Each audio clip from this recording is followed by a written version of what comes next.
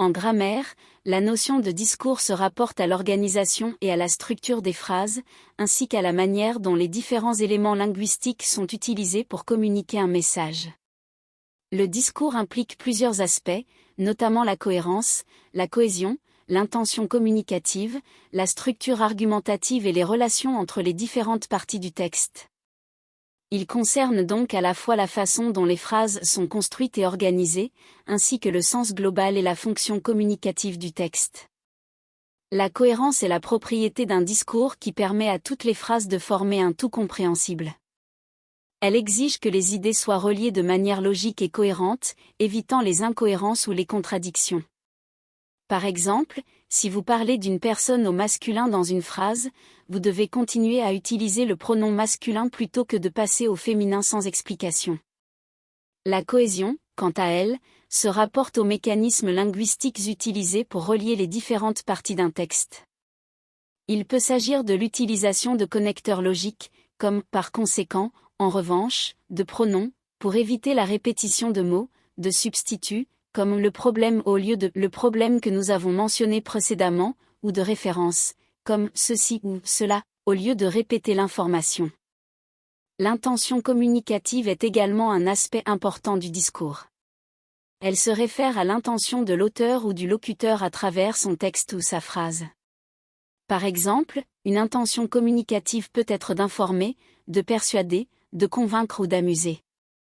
Enfin, la structure argumentative fait référence à la manière dont les idées sont organisées dans un discours pour soutenir une thèse ou un argument. Il s'agit d'une structure logique qui permet de donner des raisons, des exemples et des preuves pour soutenir une idée principale. En conclusion, la notion de discours en grammaire englobe l'organisation, la structure et la cohérence d'un texte. Cela inclut la cohérence, la cohésion, l'intention communicative et la structure argumentative. Le discours permet de créer un texte compréhensible, bien structuré et qui communique efficacement un message.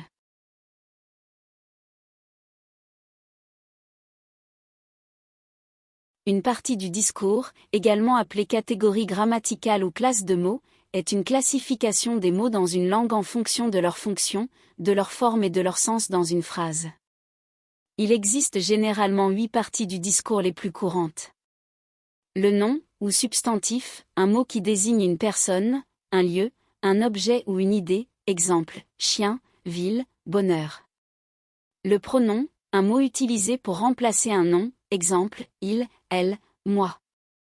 Le verbe, un mot qui exprime une action, un état ou un processus, exemple, marcher, aimer, penser. L'adjectif, un mot qui décrit ou qualifie un nom, exemple, grand, beau, intelligent.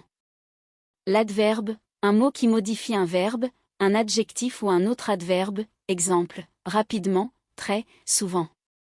La préposition, un mot qui introduit une relation spatiale ou temporelle entre deux mots dans une phrase, exemple, dans, sur, après. La conjonction, un mot qui relie des mots, des phrases ou des clauses, exemple, et, ou, mais. L'interjection, un mot ou une expression utilisée pour exprimer une émotion, une réaction ou une exclamation, exemple, oh, waouh, oups.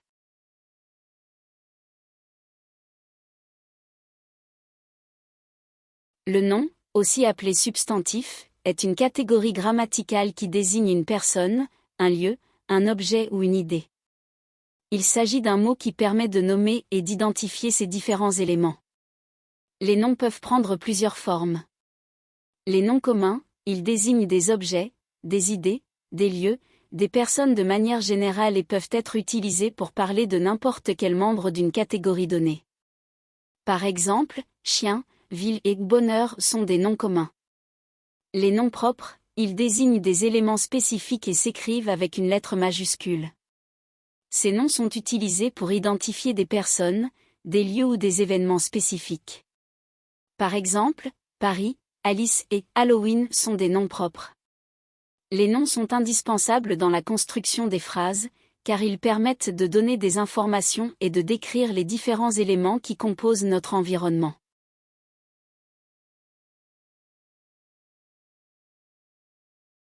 Un pronom est un mot utilisé pour remplacer un nom dans une phrase afin d'éviter de le répéter continuellement. Il sert à désigner une personne, une chose, un animal ou un concept de manière plus générale. Les pronoms peuvent prendre différentes formes selon la personne, le genre, le nombre et le cas grammatical. Voici quelques exemples de pronoms. Pronoms personnels, ils sont utilisés pour remplacer un nom qui désigne une personne ou un groupe de personnes. Par exemple, il et elle sont des pronoms personnels singuliers de la troisième personne qui désignent respectivement un homme ou un garçon ainsi qu'une femme ou une fille. Exemple, il est parti en vacances. Au lieu de dire Jean est parti en vacances. Pronoms démonstratifs, ils indiquent la position ou l'identité d'un objet ou d'une personne par rapport à l'énonciateur. Par exemple, celui-ci et celle-là désignent respectivement un objet ou une personne proche, et un objet ou une personne éloignée. Exemple, je préfère celui-ci. Au lieu de dire je préfère cet objet ici. Pronoms possessifs, ils expriment la possession ou l'appartenance. Par exemple, le mien et la sienne sont des pronoms possessifs qui indiquent respectivement que quelque chose appartient à la personne qui parle et à une autre personne. Exemple, ce livre est le mien. Au lieu de dire ce livre est à moi. Il existe d'autres types de pronoms tels que les pronoms relatifs, interrogatifs ou indéfinis. Chaque type de pronom a sa propre fonction grammaticale et est utilisé dans des contextes spécifiques.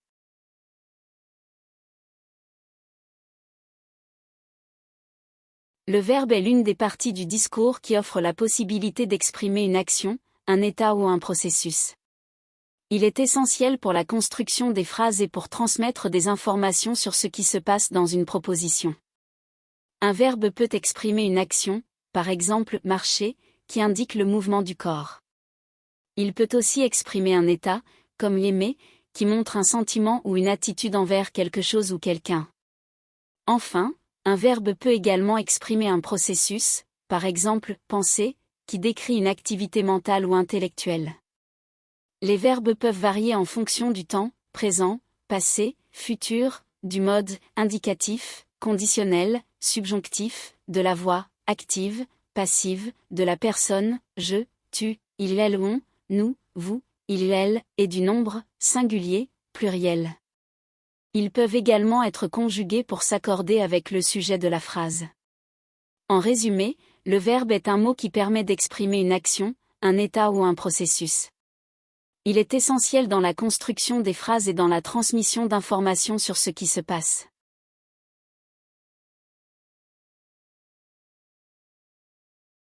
L'adjectif est un type de mot utilisé pour décrire ou qualifier un nom. Il permet d'exprimer une caractéristique, une qualité ou une propriété d'une personne, d'un objet ou d'un élément quelconque. Par exemple, considérons le nom « chien ». Si nous ajoutons l'adjectif « grand » avant ce nom, cela devient « grand chien ». Ici, l'adjectif « grand » décrit la taille du chien. De même, si nous prenons le nom « fleur » et ajoutons l'adjectif « belle », nous obtenons « belle fleur ». Dans ce cas, l'adjectif « belle » qualifie l'apparence de la fleur. Les adjectifs peuvent varier en genre, masculin, féminin, et en nombre, singulier au pluriel, pour s'adapter au nom auquel ils se rapportent. Par exemple, si nous avons le nom « table » au féminin, nous devons utiliser l'adjectif féminin « grande » pour obtenir « grande table ». Pour le pluriel, nous utiliserons l'adjectif « grande » pour « grande table ». En résumé, les adjectifs sont des mots qui servent à décrire ou à qualifier un nom en exprimant des caractéristiques, des qualités ou des propriétés.